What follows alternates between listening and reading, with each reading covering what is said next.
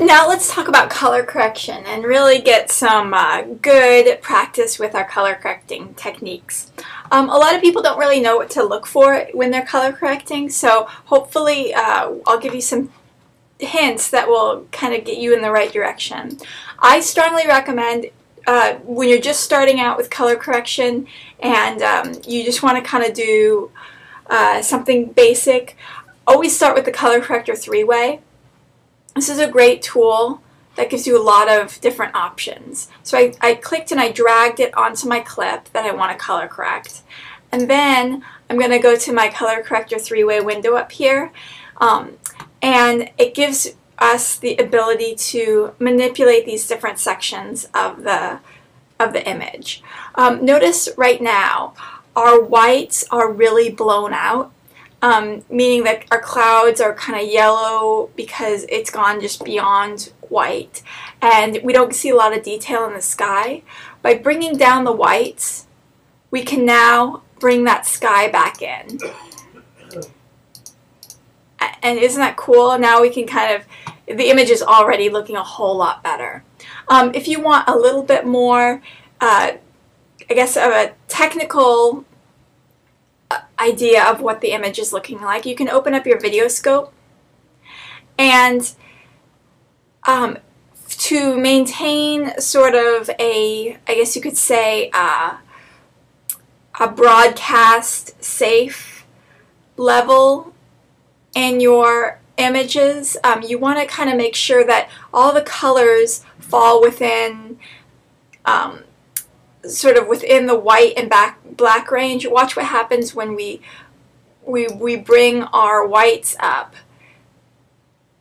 We get this peak that's going well beyond safety, and we have all of this information locked up in the whites. If we make sure that we are below the white line and above the black line, we'll make sure that we can see the detail that we want to see. So look, ideally, you know, I was there, but we're still going above that white line.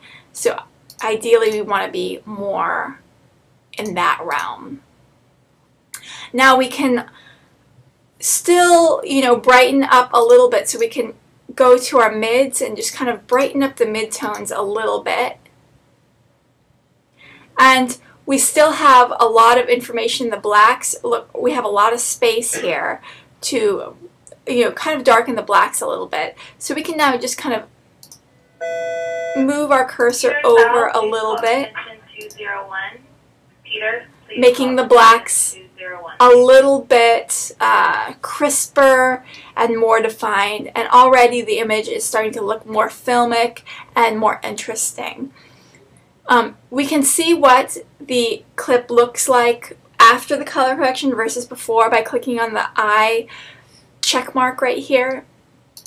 So that's before and this is after. So see how much better the image is looking after we've applied the color correction. And now all we've done is manipulate the luminance settings, which are these little sliders underneath the whites, the mids, and the blacks. We might want to increase certain color information. I can see that we don't have a lot of blue in this image. A lot of the blue is kind of more down in the, I guess you could say in the black section. So if we want to move our cursor more towards blue and our whites, so that's helping to kind of bump up the sky a little bit. And when I'm looking at my midtones here over in my video scope, you know, maybe I might want to warm my midtones a little bit just to give it that more film look, just by moving this little slider over towards yellow and orange, giving a more saturated look. So let's see, before, after, before, after. We can also, if we want to increase the saturation, we can just move this slider here, and that's going to have a different look. But you know, maybe if you want to go for a more filmic look, maybe you might want to decrease the saturation a little bit. So that's an option as well. So that's kind of basic color correction. You might want to also think about maybe you might want a little bit of a vignette, which is kind of a nice thing to add to an image. We'll go to, I think it's in Stylize. There it is. Vignette, we're just going to drag and drop that on there. So this vignette, right now, when we just drag it on, it's a little cheesy. So we can reduce the size, increase the fall off. Maybe we want to have a little blur. Maybe we want to darken it a little bit. No, maybe not too much. Increase the saturation.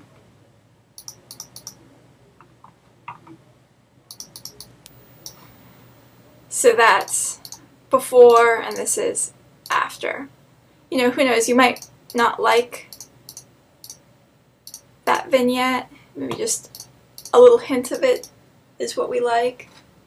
But experiment. Don't just feel like you have to stick with the first setting.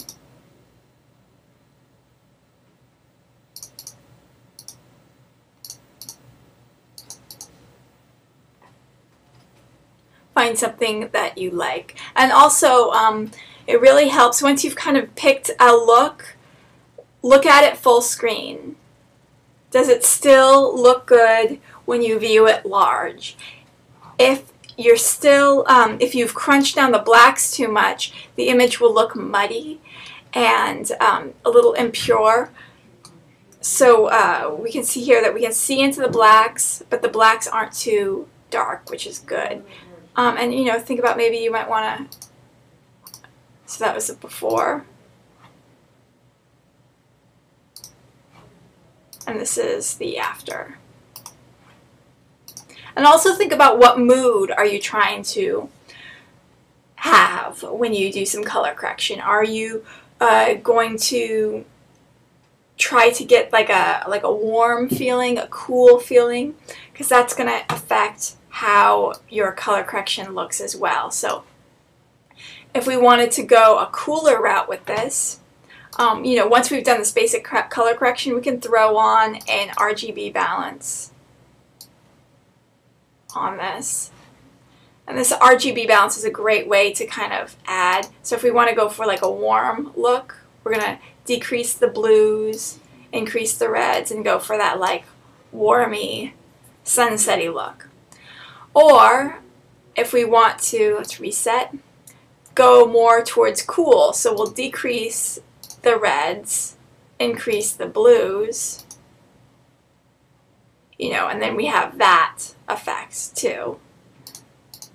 So think about, you know, what overall color scheme do you want in your picture? And that's that. Enjoy.